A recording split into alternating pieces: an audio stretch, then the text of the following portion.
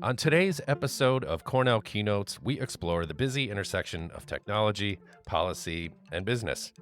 Our guest host today is Lutz Finger, who is visiting senior lecturer at Cornell's Johnson College of Business and the creator of the Designing and Building AI Solutions Certificate from eCornell. Joining Lutz is Anish Chopra, who is Chief Strategy Officer of Arcadia and the first ever United States Chief Technology Officer. How cool is that? And as a current member of the National AI Council for Congress and former Secretary of Technology for the state of Virginia, Anish brings sharp insights and really cool perspectives from both the public and the private sectors, and he is a great guest.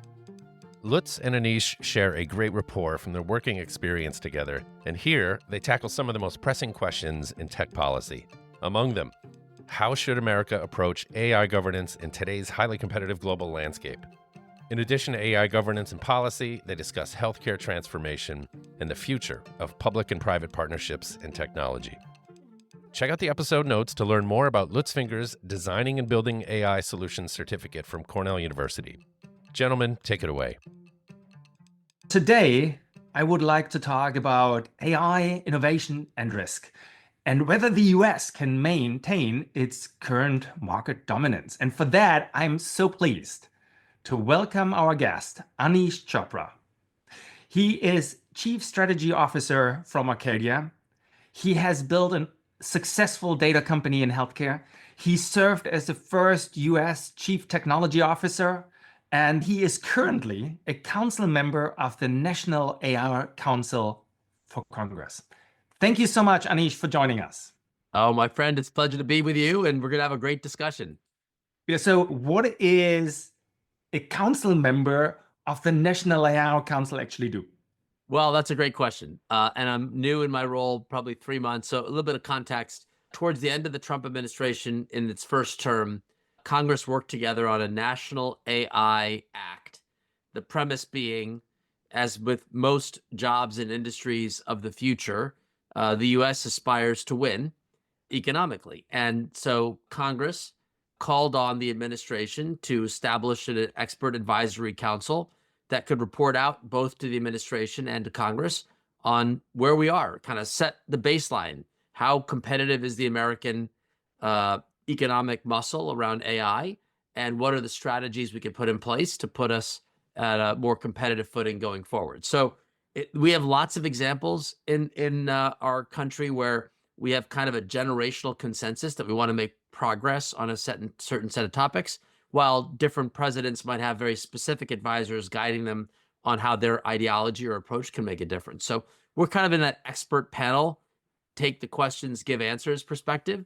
We meet probably once every other month, and we recently concluded a report on recommendations for the incoming administration on a number of key initiatives that could be done in the first 100 days to keep the momentum going on our AI economic success.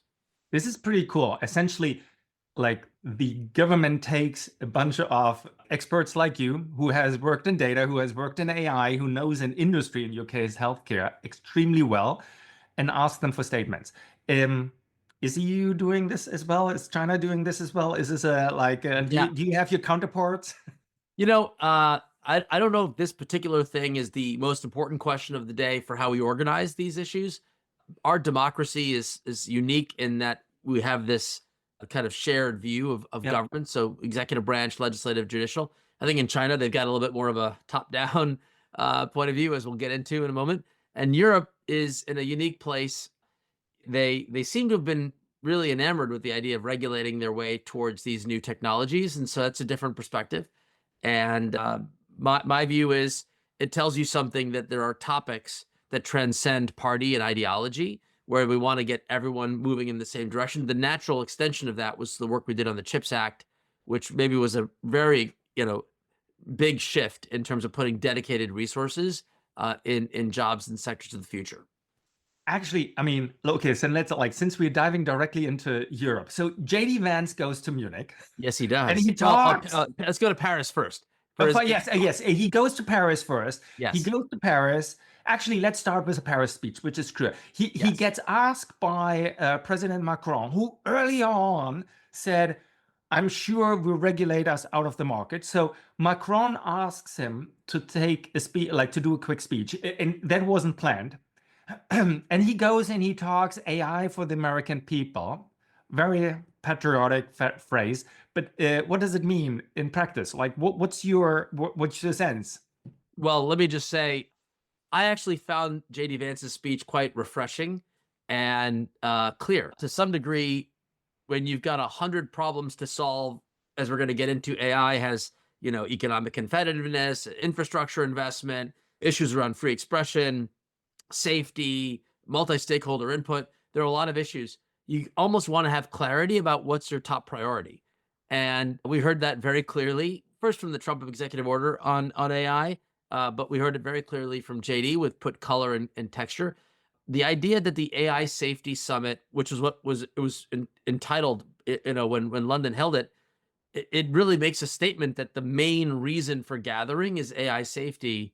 And maybe what we saw in the speech and in the aftermath, maybe we want to maximize the use of this technology for good, and framing it as AI opportunity versus AI safety probably speaks a bit more to my perspectives, which is that you want to do that responsibly, but you really want to diffuse the benefits of this technology to the greatest good.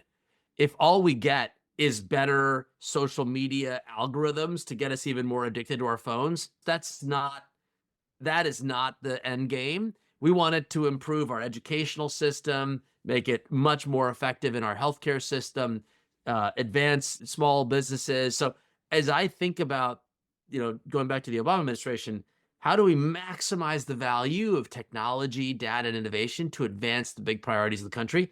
I heard in AI opportunity a lot more of the gas pedal moving. And I hope, and we're going to get into this, it was not a statement that we don't need safety. It was simply a statement that we're going to lead with opportunity, and we want to work with the industry on getting towards standards, which, by the way, isn't that dissimilar to policy making around public-private partnerships to begin with, which we'll probably cover. No, what the audience don't know, like you are part of the online certificate that I created for Yes. Canal. You came on and like we cover technical topics, and then you and I, we have a discussion around applications. And this is probably, for me, it's one of the highlights in the course, this discussion. And you, at that point, you focused a lot on saying, look, if the government gets involved, it has actually three stakeholders. And I just repeat this from the course. The Yes. three stakeholders you outlined is these are the citizens, these are the companies with IP rights or innovation, and these are the nation states with their national security. If you put JD Vance's speech in that context and compare it, for example, to Europe or China, how do you see this differently? Well, here's how I would characterize it. The speech for JD Vance was very economic and industry focused. The supply side, to some degree. How do we make sure that the model developers, the labs, are racing faster and stronger towards, well, let's not call it AGI, but some future state where we reach a position where we've got a flywheel where our models are the models, and anybody that wishes to use these models will rent those models from the US. I think it was a heavy economic stakeholder pitch. China clearly has a bit more of a thumb on the scale on the security, nation state use cases. So as it builds its AI capacity, it's got a big customer already, which is to advance their national capacity, advancing the state. And Alex Karp would say the same thing probably for the US, right? Alex Karp is the CEO from Palantir Technology. To some degree, and let me set this at the outset, President Obama quipped, I think in one media story, that Washington is a battle within the 40-yard lines in US football terms, meaning we're largely going in kind of a similar direction, but we're going to see a slight tilt. So my commentary is not that we're having 100% economic focus, 0 on security and 0 on citizenry, and then, vice versa. It may be 35, 30, 32 or whatever. So it may be a slightly nuanced twist. For sure, the U.S. government itself wishes to be a consumer of AI, and within that, the DoD has obviously a very big voice. You see this in drones and all of the activity happening with even in how the war in Ukraine is playing out. But you're also acknowledging that that is just one component for us, the creating an industrial base that can solve every sector, banking, healthcare, real estate, you name it. Europe confuses me, and it has confused me for a little while. If you were to sort of map out where have all the unicorns come from over the last 20 plus years, they don't really concentrate much in Europe. We see that heavy concentration in the US. We see some obviously success stories in Asia. Which, by the way, just to put down, it's sad because Europe actually publishes quite a lot. So content-wise, Europe creates good knowledge, but unicorn-wise, Europe struggles. To some degree, the American story is the story of the dynamism of a model that takes talent and knowledge and grinds it through a competitive process to generate productive goods and services.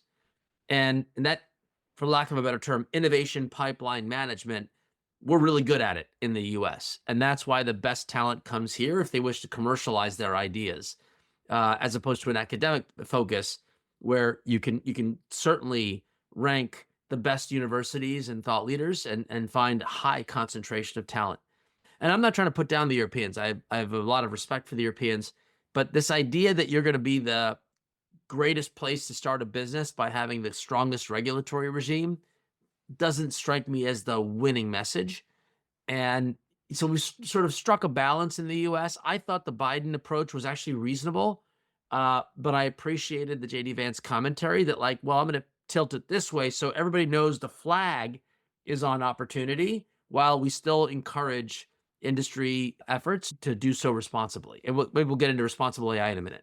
It's actually an like two comments to this. This is interesting because like if you have those three entities, you're saying it needs a balance, and very well said. My understanding from the JD Vance discussion was not so much I put the flag on opportunity, more than the balance is decided by us, the US, and not by Europe. Well, the implication, let me parse that a little bit because even I'm frustrated about this issue. So if our tech firms are building global platforms and they are subject to rules in a given jurisdiction, at some point, those rules become the foundation for what those platforms have to adhere to and effectively do become the standard. So to some degree, Europe has positioned itself to say, we may not be the homes of the companies, but we're going to be the ones to set the rules for how those products are going to make it into our market. So if they end up hurting American companies, or in my view, misallocate the problem to solve with the intervention. So if I were to think in cost benefit terms, it may be that we have similar objectives. We want to reduce disinformation and we want to promote competition. I mean, these are basic rules like mom and apple pie. But if the how to get there is like a very complex regulation where you have to always ask the courts, did I get it right? How far do I have to go? You could find yourself spending a lot more resources to get an incremental improvement on a baseline service. So was the juice worth the squeeze would be the question. And I think JD was sort of speaking to Europeans by saying, look, we've tolerated your taxing the American entrepreneurial spirit, the innovation ecosystem. But for so long, I'm going to say at this point, get out of the way. Let us do what we're going to do so you don't harm the West against the shared concerns around China's leadership. And with DeepSeek and all the activity that happened in the last few weeks, there's clearly a sense that the two countries may be a lot closer in terms of their advances. And so, look, again, you actually asked I'm a me, Democrat. like I'm a Democrat. I care deeply about societal good. And I appreciated JD Vance's commentary around, we're going to plant the flag on opportunity, and we're going to, I hope the corollary to that is, and oh, by the way, the industry should self-regulate, we'll collaborate, create standards. So there's a second and third sentence that is after this speech that I think will kind of fill in the blanks to keep this within the 40-yard line.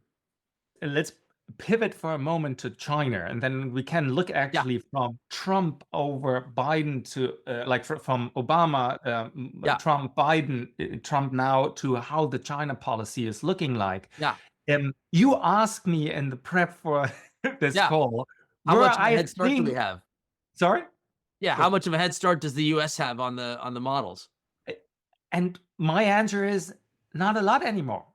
We are at an equal playing field in models. Yes, they are incrementally better, but this is this is difference between PlayStation and a computer, right? It's an arm's length race, and at the moment, okay, Grok came out today, amazing, but 2 weeks ago it was actually DeepSeek. So I don't think we have, on the math level, on the computational, we are the best, a big head start anymore. Well, here's the pushback. My view is, if I were in seat, okay, so back to my time, let's say cloud computing, just to go backwards, I would say one could argue, circa 2005 to 2010, cloud computing growing up, it was a jump ball. You could have, in theory, you could have seen leaders around the world step up and build platforms that could sell global, SaaS services globally. But the US really kind of spread its wings and became the flywheel for SaaS. I mean, I don't know what the share of our revenues are from, but it's a dominant platform.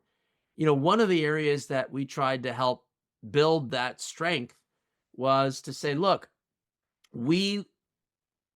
commercial companies can buy cloud services, and there isn't as much regulatory risk or other operational risks, and so they could thrive, but maybe in a smaller TAM.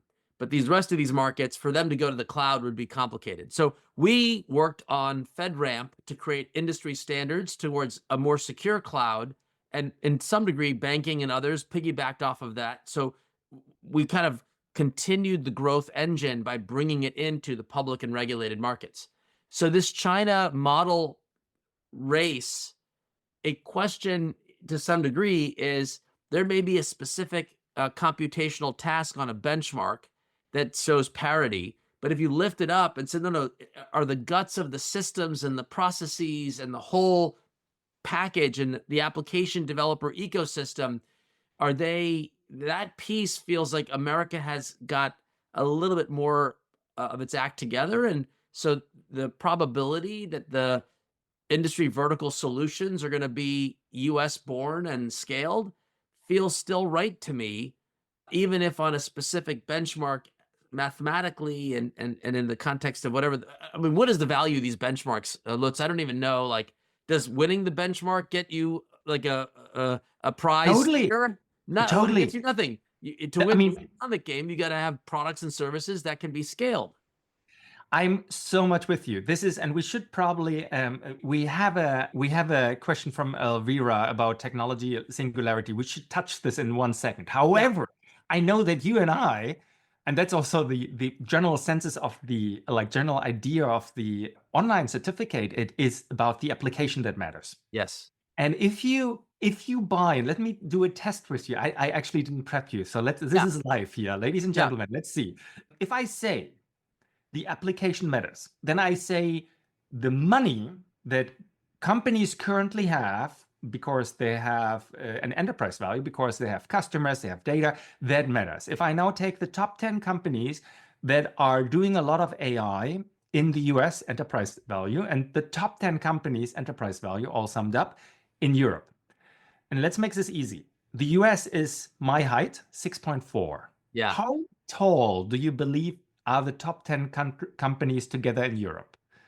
6 inches, a foot. 6 inches, you are so good. It is this. It is 4 inches. This is really the size of the European market. And you held up a soldier of a knight from the European order, like back when it was like it had a military muscle to do all this great work. Anyway, Well, I don't want to make an advertisement for your favorite online retailer, but I tried to buy something which is 4 inches tall, and they offered me obviously an Iron Man. I was like, I cannot buy an Iron Man, so I paid $2 extra to get this knight. And I yeah, love so, it. now let's stop. But this is the idea here: is AI will help with applications. Yes. What's your like? One of the questions from the audience, and audience, if you're listening to this, this is your moment to get prime time with Anish. So type in your questions and send them out. Yes. But Elvira, thanks Elvira for your question, ask what are the conversations around technology singularity and how this will affect jobs. Let's come to the jobs part a little bit later, but like let's touch on what is your view on the technology singularity idea. Well, the beautiful thing as a policymaker is it's not my place to have a view on the current state of the technological evolution and the opportunity to see machine, human. There's a set of experts that will decide when and if we're going to see such a thing. I don't have the expertise to have knowledge to say it's coming by this date or that date. The question I come back to is, what is the role of government in an environment where this technological progress is taking place? And I believe the Obama framework for this holds even in the Trump administration world. And that is, we refer to this our strategy for American innovation. And it basically asks the question, what can we be doing collectively to ensure that the jobs and industries of the future are designed, scaled, the outcomes and the benefits of which are accruing to the American people? Again, if there is a singularity, what are the implications of this? We'll get to the jobs issue in a minute. So we've historically made investments as societies on infrastructure, roadways, railways, and runways. The new obvious infrastructure looks a lot more digital. R&D, computing infrastructure, hence Stargate, and some of the questions about, what can the, public-private partnerships do? Get financed. Yeah, human capital, talent. So if you think about this question of singularity, it speaks to what's the infrastructure that facilitates people thinking, doing, acting, investing, and building towards this kind of future. Well, you need to have this. You need to have a robust foundation. I actually like this. Let me answer the singularity question. Singularity part from my point of view. Yeah. But I like the approach that you say, no matter whether it is there or not, we need to have the singularity also is there to serve us, the people. And because for that, we need regulation and we need a structure. And I like this structure, and the structure should be focused on opportunity, coming back to the earlier point. But let's talk to the singularity. During my time at Google, I had also the pleasure to meet Demis Hassabis, the Nobel Prize laureate, as he worked with Google on AlphaFold. He just recently doubled down on saying, guys, the AGI, I don't see it yet.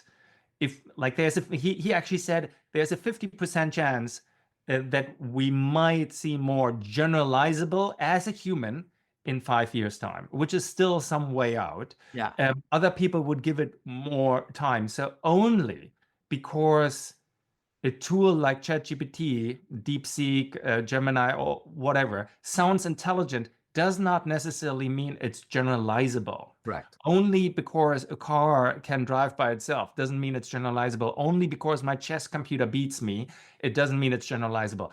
And you can actually tell this when you go on OpenAI, and then you have to select between 5 different models. The model which is for planning, or the model which is for search, or the model which is... That's not generalizable. Now we are on a path, but first we need to get AGI being like a human, and then there might be the singularity, and that is even further out there. So that would be my technical part to it. But no matter what, we need the supporting structure of the nation state to thrive. Yes. And so to finish that part of it, because it needs three things. The first is this infrastructure layer.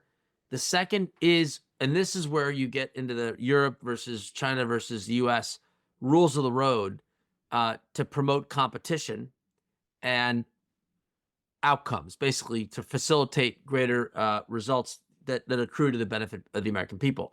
So historically, this has been antitrust rules, net neutrality rules around, how do we leverage the pipes to our homes. And so what we're hearing right now is an active debate. Should AI safety be rules and regulations by a nation state? Should there be self-regulatory, benchmark-driven industry norms? So one can have a pretty healthy discussion about when do we stay light touch, when do we graduate, but that's in the second category of rules. And then the third area, I think, is where we come back together again as American people, and that is what are the key priorities as a country. So is going to Mars the priority, right? Then you get an all hands on deck approach. Is it kind of getting healthcare to the American people at an affordable price? Is it everyone gets access to a Cornell education at a fraction of the price? Please. So whatever the national priorities are, even if not kind of controlled by the government, there's a call to action by the government that fosters investment and opportunity. If you put those three things together, the American dynamism is really clear relative to European or Chinese at the moment, is that we found a way to bring harmony to these critical components.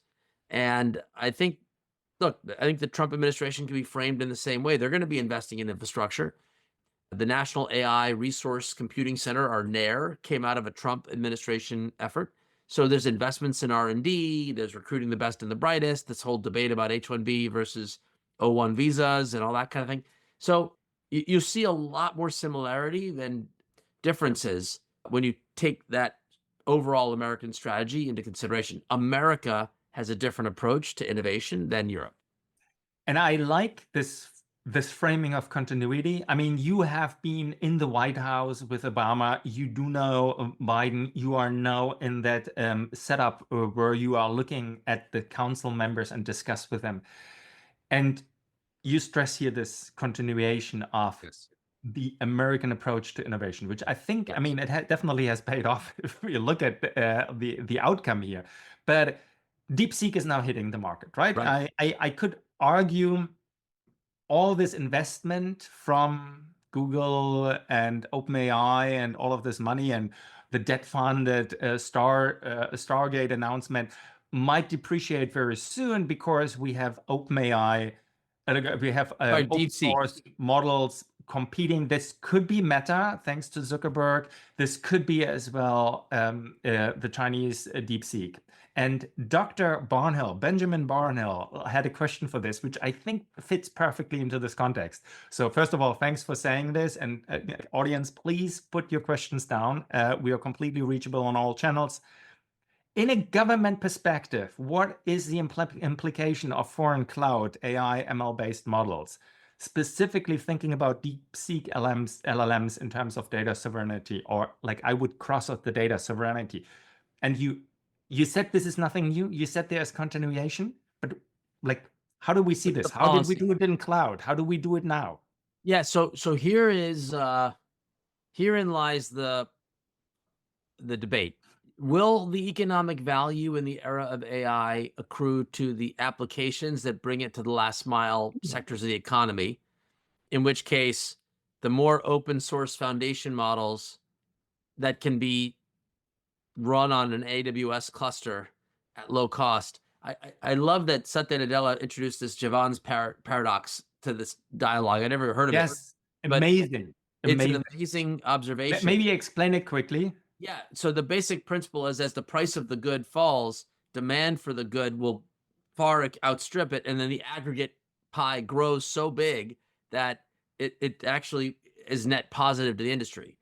So while I can't speak to the economic return on investment of whatever the $100 billion Stargate plan looks like and its version of, how it affected Colossus or whatever that Elon did in Tennessee or wherever that was, I can't speak to in our risk-taking culture, it almost doesn't matter. Like companies are going to have cash and they can put that cash to its highest and best use. And if they've come to the conclusion that it's going to be in building out the foundation, power centers and data centers and putting 100,000 machines connected to each other, well, God bless our economy allows for that to be a bet.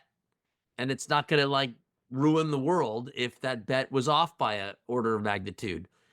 DeepSeek's introduction and availability, the fact that this Chinese, whatever, hedge fund or whatever it is, open Not a sourced hedge it. fund. What is it? It's something.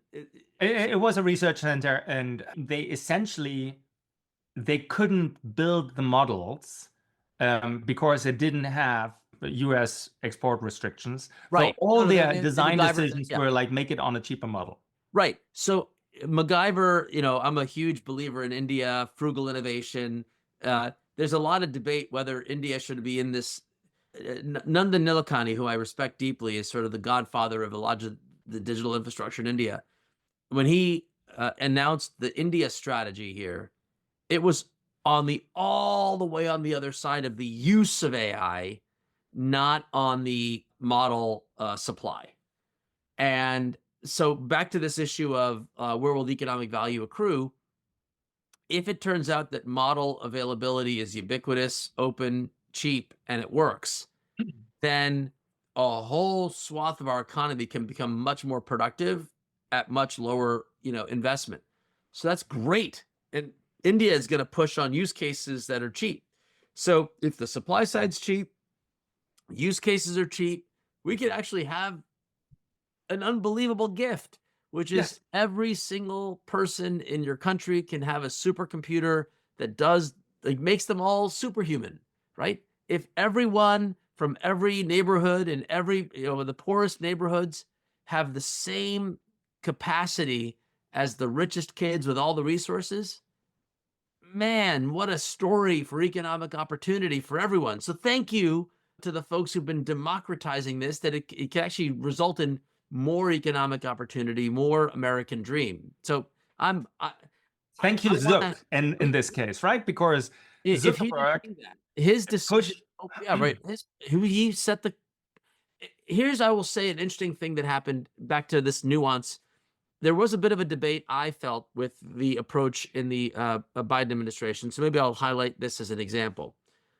So when the executive orders and the initial statements around what the administration was going to do were being contemplated, one of the first actions was this idea of a frontier model commitment.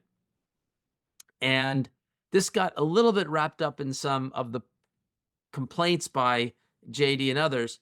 They wrote in these documents, the Biden team did, if the size of your model is greater than X, then you are expected to communicate with our AI Safety Institute and other government agencies.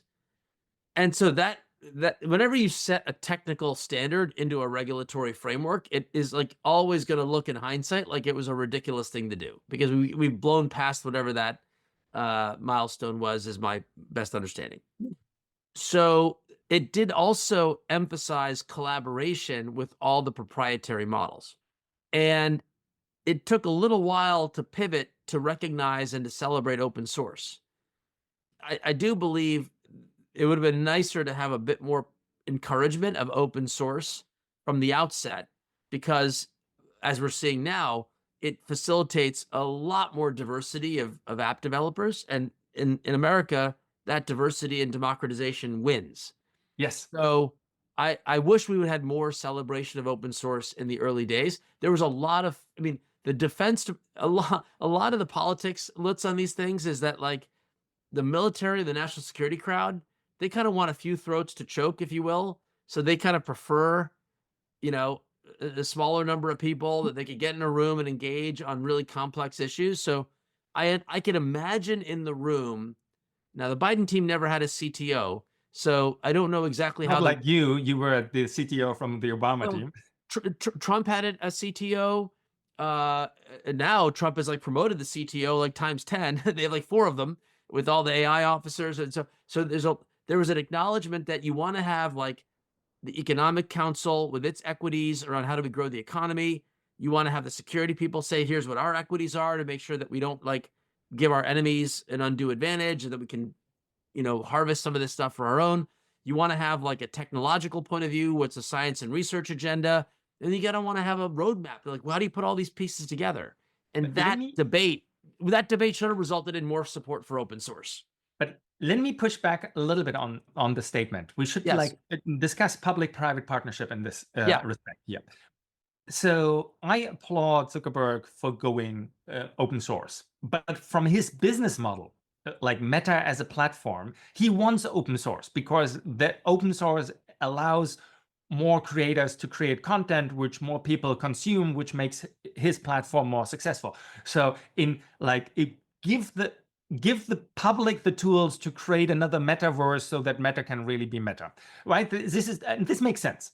Now, if you think about it, and I think we discussed this in my course in the certificate program, is like how many companies after the mobile revolution, if we take the last big thing, which got Silicon Valley, I'm sitting here in Silicon Valley, which got Silicon Valley excited, that was the mobile revolution, right? I remember I was at LinkedIn at that time, and we stopped everything in order to catch the mobile train and change LinkedIn into a mobile solution, right? How many companies actually entered the S&P 500 right after, let's say, the start of the mobile revolution was Apple iPhone?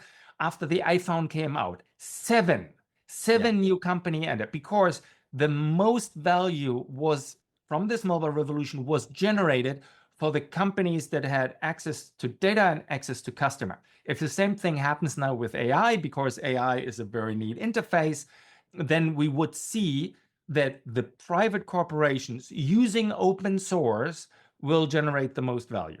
Now, you are a big supporter of public-private partnerships. Correct. How does this play in, and how, when I want to be a fly on the wall in one of your meetings discussion, how do you balance between how much public versus how much private? Well, this gets to where in the stack do you want public-private partnerships? So R&D is inherently public-private. You have research centers, computing clusters, and you want to incorporate access for researchers who don't have the budget to cover the cost of these sort of things. So developing infrastructure is critical.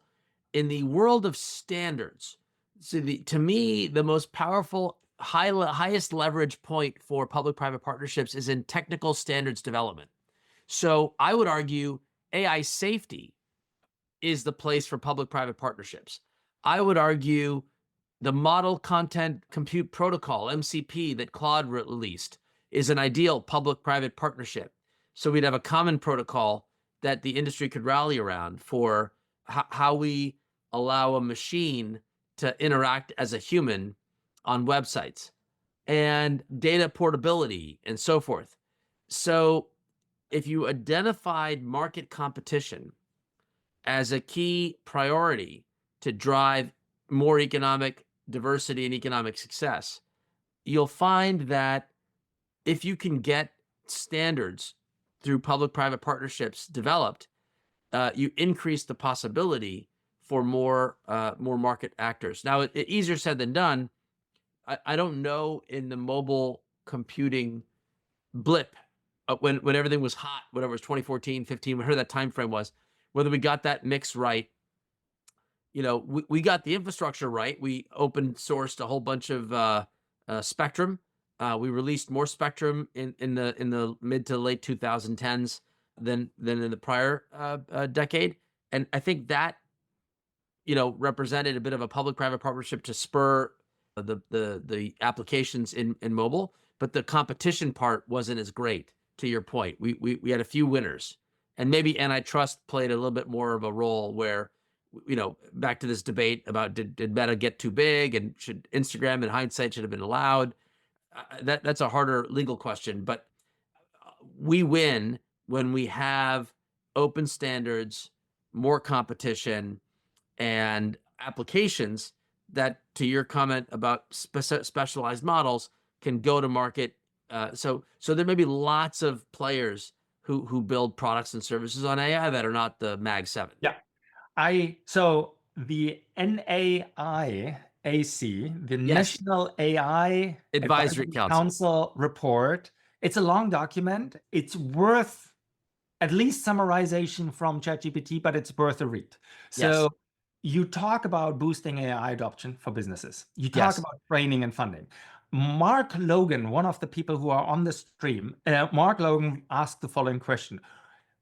What's one regulatory change you would push Yeah. for to help the US companies innovate with AI without drowning in red tape or losing against less regulated competitors to China? So if you take the NIAAC report and like, what's your favorite thing? Well, I'm a healthcare guy, so I'm a little biased in that I want to unleash innovation in healthcare. So I might speak to that one in particular. Look, at the moment, we don't have a lot of regulations on AI. Commercial AI is not a regulated space. In fact, that's a little bit of the discussion that JD Vance was having in Paris. Is that I don't want to go down that road, and so I can't say, oh, turn off something that doesn't really exist yet. It's more like don't turn on the thing that would get us in trouble. Let's keep moving is kind of the headline. So the one action, there are several actions in the report. I think in threes. So to me, the commitment to keep funding the science and the R&D speaks to the investments in infrastructure. We have to do more. So I think that part of the recommendation of like keep boosting the quality of the supply is there. The multi-stakeholder encouragement around governance and ensuring that we have more of that public-private, that voice, I still think is the right answer. And in fact, I do think you can make that work even with JD Vance's speech in Europe, because you want the industry to self-regulate and you want it to have a set of guiding principles so that people aren't competing and shipping unsafe products. You want them to ship stronger products and then can iterate when they get feedback that there's a problem so that you can have a flywheel where the private sector can self-organize. But in the healthcare space, I will say in the report, my number one focus area in the chapter I spent the most time on was the AI models today are trained on the internet. Healthcare data represents like whatever, 20%, some number of the global data pie every year, but like a bare fraction of it have been used in any AI training. So I am eager to bring healthcare data into the training program, and even more eager to ask the question, how do we build the equivalent of an AI supercomputing doctor Yeah. so that we can diagnose disease early as early as possible, and we can actually identify interventions that can reduce that disease from progressing further so people can live longer and healthier lives. Actually, let's do a quick stop here and let's explain a little bit your background. So I met you. Oh, I met you during my LinkedIn time. Yes. But then we started getting connected. I joined Google Health as one of the early members. We're trying to build it up. Remember, And you had built a data company in healthcare. I did. And you sold it later. This was a very successful one. But explain a little bit to the audience what the premise was from Care Journey. Well, in the Affordable Care Act, which in hindsight is a gift for anyone who wants to make the healthcare system better, whether you're a liberal or a conservative, there's something in the ACA that you can say, wow, I want to double down on that because that's how I'm going to make the system better. Because nobody believes the current system is giving us the biggest bang for the buck. We've got exceptional medical device innovation and pharmaceutical innovation and top talent surgeons and everything else. But for whatever reason, we're not able to extend the benefits of all that to as many people as we should. And so there's a lot of room for improvement. The thesis in the ACA that I wanted to highlight was that prior to the Obama administration, it was illegal for any commercial entity to access and use the claims history of government plan program beneficiaries, Medicare and Medicaid. So if I was trying to figure out which doctor has the best experience caring for people that have diabetes by helping them avoid the hospital unnecessarily or the emergency room and to get them, care at the lowest cost, you could track this if you had access to the data. You could basically build a cohort of diabetics. You could track all over the country what their journeys look like in aggregate and say who's got the least number of those avoidable conditions, and is it statistically relevant signal. So we shifted the policy to yes, not no, from when it comes to this issue of opening up government data. In 2015, then Andy Slavitt, the head of the CMS Medicare Medicaid program, said, if you have a commercial idea, tell us about it, and we'll go through a privacy review board process, but we'll authorize you to have de-identified access to the Medicare data for purposes of building models that can make the system better. And so Care Journey's thesis was that we should model for high-value care, and we should model for low-value care, and we should shine light on organizations that are high and maybe a bit more scary highlighting of those that are not so high. And so Care Journey built, I think, one of the most effective physician quality rating engines in the country. US News licenses it in a more public way, but a lot of our customers are payers and providers who incorporate that into their referral programming, network development programming, and soon, I hope, extending it into consumer navigation and search. And I think the core principle here is the stunning of the good information, right? People talk about AI as something which is out there and taking over the world. And this is always like totally like a nightmare for me. And we're like, AI is there to support us. AI is there to help us. And in order to do that, it needs data, right? Yeah. As much as I go to my doctor and tell my doctor everything, Yeah. so that the doctor's AI, called the human brain, is hopefully coming up with something to help me. We need to enable data access. And there are so many good examples in what Care Journey has done. I, at one point in time, had the pleasure to work with Marty McCurry, who, yes, like, he is becoming, I think, the FDA commissioner. chief. Yep. And he built as well a database to show quality metrics and build out a quality metric. So he was like an application layer, like on top of your data. If you make data available, then you can measure. And if you can measure, you can see something like quality and improvements. Yes. In fact, we licensed Marty's analytical package to bring it in a weird way. He and I both built applications on the base data layer, and we went in a direction. He took it in a different direction, and we were able to bring his constructs into ours. So you sort of have a better library of insights. So we went to market to the payers and providers and some of the life sciences companies with his package. So it's a wonderful thing that you can do.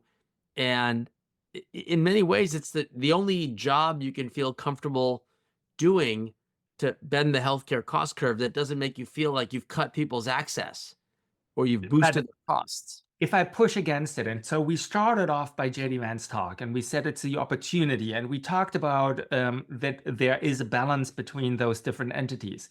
Now, if you look at healthcare, that balance in general has been tilted way more towards the patient.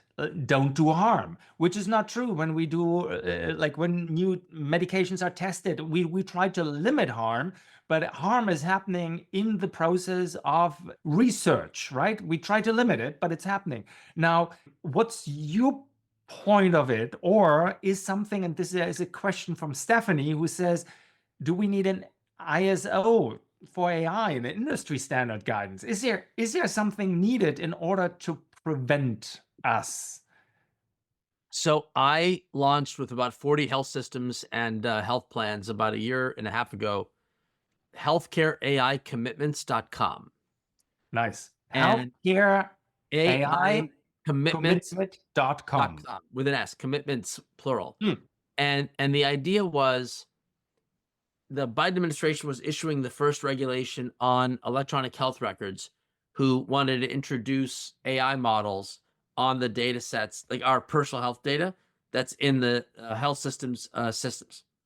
And so the idea here is that if we could strengthen the governance of the use of AI locally, we can get to a better place where There's a feedback loop about what's considered useful and what's not useful.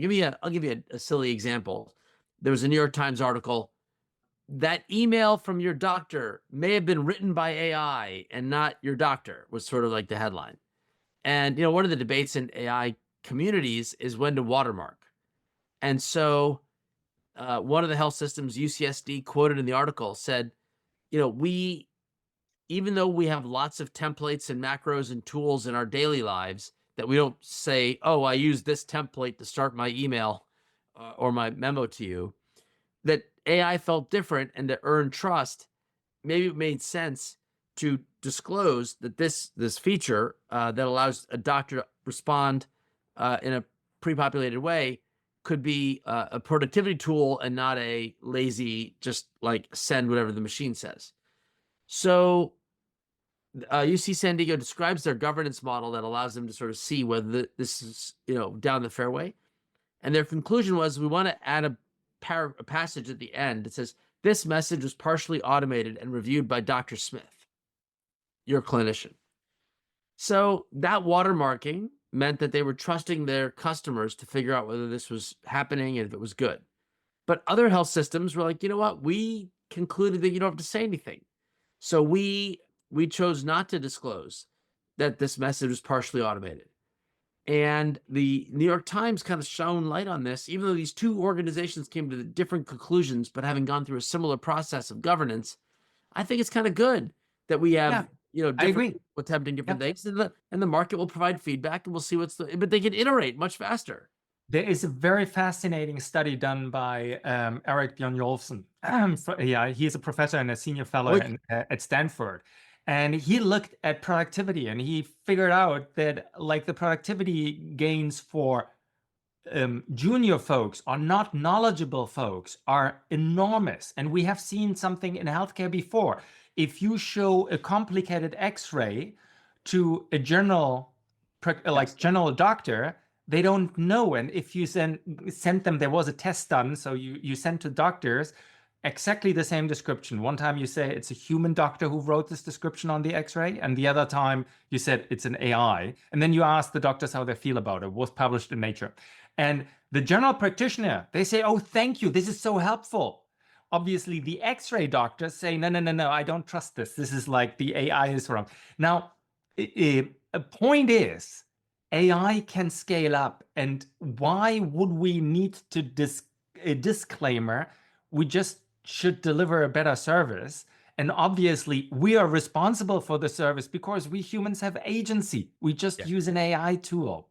That's the essence of the course. Now, nobody needs to do the certificate. But yes, that's it. Now, we are running into the 5 last minutes. Anish, outlook to the future. Obviously, nobody knows. And I will keep you responsible for what you say now and tell you forever that you got this wrong. No, but where are we going? What is the future of AI look like? Well, to me, it's probably the most exciting time if you wanted to solve big problems in our world, because AI will make us that much more productive. And if the productivity gains can accrue in health, energy, education, these are the sectors where it's been flat for the last decade or longer.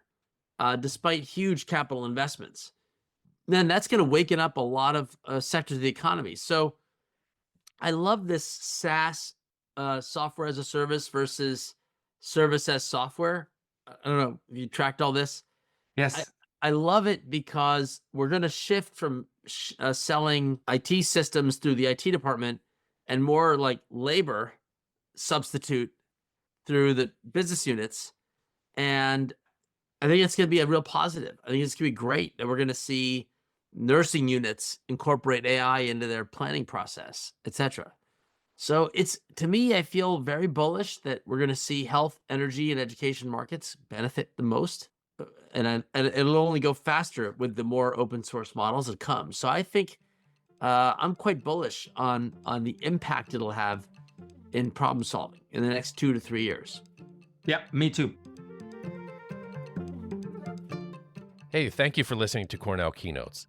Be sure to check out the episode notes for the details on Lutz Finger's Designing and Building AI Solutions Certificate from Cornell University. Thank you for listening, friends, and as always, please subscribe to stay in touch.